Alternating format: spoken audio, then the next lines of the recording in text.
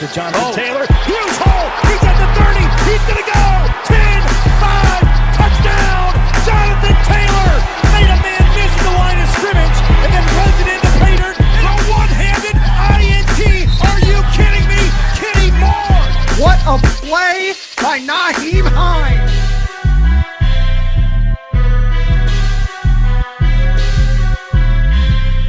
Horseshoe is back, baby. The horseshoe is back.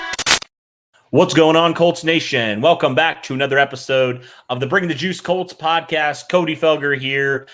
On with us, special guest, friend of the show, Mr. Stephen Burton himself, host of the No Horsing Around Colts podcast. Fantastic Colts podcast. You guys should go check that out after this video. Stephen and his buddy Zach do great work over there.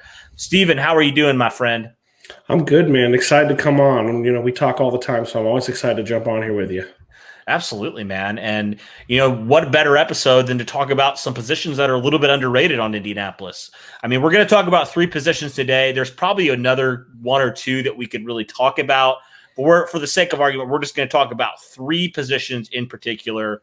We're going to start on the offense. We have 1 on offense, 2 on defense. We'll start on the offense. And, Stephen, what would that position be on the offense that you and me believe is the most underrated one on the Colts offense right now?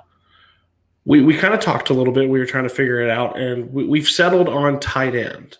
There's a lot of unproven talent with Mo Alley Cox and obviously Kylan Granson coming on, and you're not really sure what he's going to do. And then you have an extremely underrated, I believe one of the most underrated tight ends in Jack Doyle. Mm-hmm. So, I think it's a group when you a lot of focus goes to the receivers. A lot of focus, rightfully so, is on Carson Wentz right now. And a lot of focus is on the running back position. This is one that really flies under the radar. Yeah, I agree. It's interesting to see all the different skill sets of these tight ends, kind of like the running back room. Like you have in your tight end room, you have the reliable guy in Jack Doyle, the guy that can run block, can catch the football, isn't spectacular, but he's such a reliable player. You have the reliable tight end. You have the physical freak tight end of Mo Alley Cox. We've seen him just straight up catch balls over guys because he's 6'6", nearly 250 pounds. So this guy's a physical freak. We feel like he wasn't utilized. I know Derek and I did feel like he wasn't utilized nearly enough last year by Indianapolis. And we know how much Carson Wentz likes to use his tight ends from his days in Philadelphia. And then you mentioned Kylan Granson, who I think just offers you a little bit of a different kind of tight end. Right, more of just a pure receiving threat tight end. And, what's funny, we were on with Kylan in the media availability a couple weeks ago, and Lawrence Owen, he asked about the run blocking. And Kylan Granson, he was pretty defensive about his run blocking. Mm-hmm. He was like, what Lawrence basically said, what would you say to those people who say you can't run block? And he said, I would tell them they're wrong. Essentially. Yeah, literally, I think I was in the same availability. And he was like, I'd tell them to look at the tape. Yeah. Right. That's what I would do. I couldn't agree more with like the breakdown. I joke on my show. I think I said Mo Alley Cox looks like Shaq holding a Nerf ball. And yeah. I equated him to having oven mitts for hands. When you see him catch the ball, nobody wants to tackle him coming across. And he's still developing. I think it's really easy to forget with him. He started playing football when he got drafted. He never played when he was at Kent State. So, he had to learn everything about the game. And then, like you said, Doyle's Doyle. Doyle is one of the most reliable targets that you can have. He's still big, like you mentioned, too, with Carson. Carson loves the big targets. Yeah. He loves to just throw it and let him go get it. And then with Kylan, I love him already. He was in that same immediate availability. He was so outgoing. I think I texted you. I was like, dude, his personality is just off the charts. I can't wait for Colts fans to see it this year, actually in person at the games and just get to interact with him. But I thought it was really telling too when my question that I had asked him was who he related himself to. And Evan Ingram, which I think a lot of the younger viewers will know really well. He's a very talented tight end for the Giants. So, I like the mix. I really do.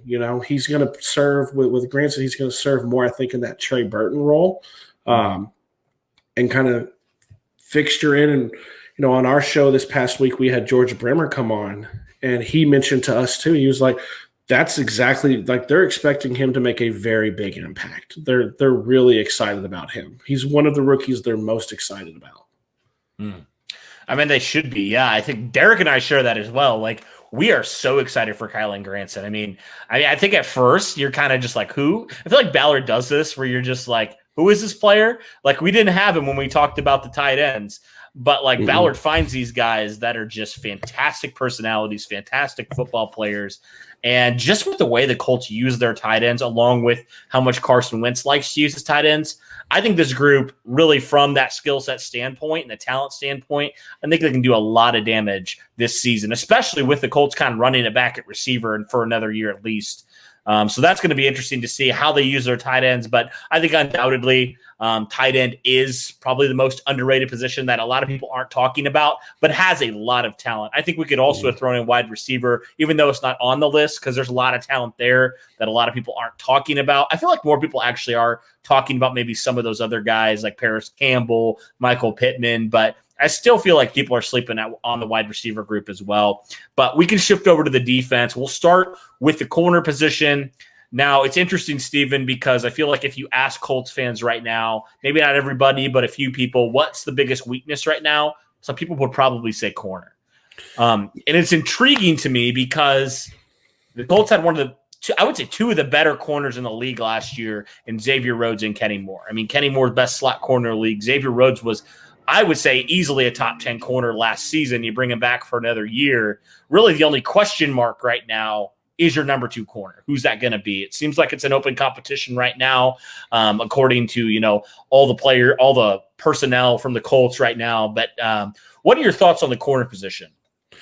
So I agree. I mean, Kenny Moore, I think is, and we were talking about this, is the most underrated corner in the entire league. He never gets discussed. He doesn't make Pro Bowls. He doesn't make All-Pro team. And he is, in my opinion, one of the best cornerbacks of the entire league. Forget like the whole we all know he's the best slot corner, but I think he's one of the best corners, period, especially pound for pound at his size. I was super excited to get Xavier Rhodes back. I was really excited to get him back at the price that they got him. I thought he played really well in the in the defense. He looked well. He looked healthy. I mean, he stayed somewhat healthy. Obviously, he got a little dinged up at the end, rightfully so in a long season. And, I'm very much on an island. I really like Rocky Sin. I think he's still very young. He's played a ton of snaps in his first several years. I mean, he literally, I think, played every snap he possibly could his rookie season. Never came off the field and was a lot of times on the number 1 wide receiver. So I like him. I think he is going to play well this year. I think he knows it is make or break season for him. He got beat out by TJ Carey near the tail end of the year. He got benched. And Carey's kind of that journeyman, and he's back too. And I think that's a really good depth piece. But I'm hopeful that we see Rock kind of take that step that we saw Grover Stewart take in his 3rd season and Tyquan Lewis take in his 3rd season, that he's comfortable. He's comfortable and knows what he's supposed to do, and now he just needs to go do it. Yeah, I mean, I agree. I think the beauty of this is that the things you're not questioning are, work ethic and, the talent. Can he play? He's proven that he can play. We just look at the second half of his rookie season. He was one of the better corners in the league. I mean, he was playing phenomenal at the second half of that 2019 season. So he's shown that he can play. I think it was just a mental thing with Rocky Sin last year. I do wonder how much the lack of OTAs and being with the team kind of impacted him last season going into year 2. Now that he's having a full off season, being able to work alongside Xavier Rhodes for another year, I really think it's going to benefit him quite a lot. I think he's physically what you're looking for. He's mentally what you're looking for. And just from a work ethic standpoint, I mean, he's exactly the type of Ballard type character corner that you're looking for. So and I get it because there's a lot of heat on Rocky Sin right now. There's a lot of people who calling him a bust or saying all these things right now. But I think you're right. It's still year 3. I think he has another year to prove it. I would say if he doesn't really show signs of improvement this year, maybe then you'll look to move on from him. But the thing that's also good about it, you mentioned TJ Carey. You have some other guys that can potentially step into that role if Rocky Sin just has another bad season, is constantly getting called for penalties and all that stuff, that we saw last year. You have a guy like Marvell Tell who's coming back after opting out last year. You have a guy like Isaiah Rodgers who you like some things you saw in that Buffalo game when he got some more run at corner. So I feel like there's a lot of talent behind him that he's really going to have to fight and compete for this corner position. And whenever you have competition, right, iron sharpens iron, right? Absolutely, you're going to be better as a player, whether it's Rocky Sen, whether it's Marvell Tell, whether it's TJ Carey or Isaiah Rodgers. I think the good thing is all those players are going to be better for it. I mean, they're going to really deserve that number 2 corner spot, which I think is really, really good just for development for some of these guys. Yeah, and I'm so glad you mentioned him. I'm very excited to hopefully see Isaiah Rodgers get a little more run with the starting unit or with the corners. You cannot teach the amount of speed that he has. You can't teach the closing ability he showed in that Buffalo game on those, almost picks that he had. I'm excited about that. And one of the things that I've said that I feel when you're looking at the corners, you got Marvell Tell coming back, Isaiah Rodgers and Rock, but specifically with Rock I think it was very telling. Ballard did not pick a corner in the draft at all. Mm. And if you look, when you look at the other position he was concerned with, which was the pass rush, he loaded down on that. He was ready to load down and fix that. I mean, I think it's Rock's last stand a little bit. If he doesn't show up and play this year, he's not going to be playing. He's going to be riding the bench until he's out of Indy. Yep. Yeah. And I think that's the beauty of what Ballard has done. And just the competition level. It's everywhere, Stephen. It's from the quarterback position all the way we saw with Sidney Eddie Pinheiro, all the way to the special teams. Like the Colts are wanting so much competition, and corner is no different in that. Mm-hmm. And for that reason, I feel like everybody's going to be better for it, for sure. Okay, let's stay in the secondary here. Let's talk about the last underrated position. And I think it's safety. Honestly, I do. I posted a tweet a couple days ago, kind of looking at that those two guys right there. I know a lot of people, it seems like recently, have been talking about them a little bit more.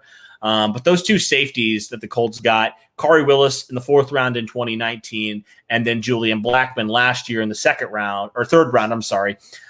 Both these guys are really showing a lot of potential. I would say as it stands right now, just because of the more experience he has, right now, Khari Willis is probably the better safety, but Julian Blackmon showed a lot in terms of creating turnovers last year. Especially, give him credit. He wasn't supposed to play till maybe halfway through the season. He came back right at the start of the season and played all the way throughout. And now he has a healthy offseason and really can, for the first time in a couple of years, be fully healthy. So I think that's going to serve him well and help him improve in areas maybe that he struggled in because of that injury. What are your thoughts at the safety position? I agree yet again. I'm not going to disagree with the takes that you have. Julian Blackmon, in my opinion, he is one of those players that I think he's going to really, really pop this year. And I know that says a lot because he did that last year. But it's also important to note for Colts fans that he did show he tailed off a little bit. There was a lot of discussion of Defensive Rookie of the Year when he kind of really flashed. Mm-hmm. But just as flash and as great as he is, Khari Willis is just as good, but he, if not better, he just doesn't, he doesn't pop. He doesn't have those pop moments, but he's where he's supposed to be. He's making the tackle. He's not missing assignments. He knows what he's supposed to be doing, and he goes about doing it. And you can see when he, I'm trying to remember the game. It escapes me right now, but he went out hurt, and you could see a very big difference when he wasn't on the field. He's definitely kind of that captain of the secondary, that back end. I think they're very underrated. I think me and you were talking, so we're seeing a lot of things where people are rating that as a very poor position for the Colts. I got into a huge argument with a Titans fan. We're, trying to rank positions between the two of us, and I gave the Colts the safety position. And he was very adamant the other way because of Kevin Byard, one player. And I tried to kind of make that point that, there are two extremely solid players. I mean, Julian Blackmon is a star in the making. I mean, I would not be shocked to see him. I think my co-host Zach put it at six. He predicted 6 interceptions this year. Whoa. This upcoming year is kind of what he's sitting at. And if I'm wrong, Zach will totally text me about it. But it's a position. I think it gets lost too, and a lot of the talent that's on defense, kind of similar to corner. There's some really big name, flashy talent that we do have on defense, and people right now don't relate that to the secondary. Yeah, I mean, Kari Willis we thought he was fantastic his rookie season. He even improved on his sophomore season. I mean, the amount of tackles that he missed was minuscule compared to his rookie season.